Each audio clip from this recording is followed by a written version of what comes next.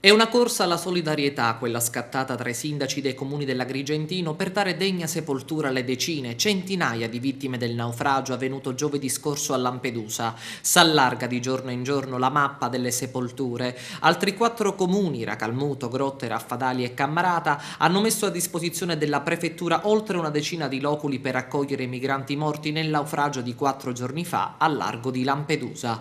La disponibilità di questi comuni va ad aggiungersi a quella di Agrigento, con 80 loculi per adulti e una decina per i bambini, e quella dei comuni di Sambuca di Sicilia e Cattolica Eraclea. Attendiamo indicazioni da dare alla prefettura, sottolinea il sindaco di Raffadali Giacomo Di Benedetto, in modo da poter rispettare la fede, provenienza, religione e usi delle vittime. Speriamo, aggiunge, di avere anche i nomi delle vittime, così da ricordare almeno con una lapide.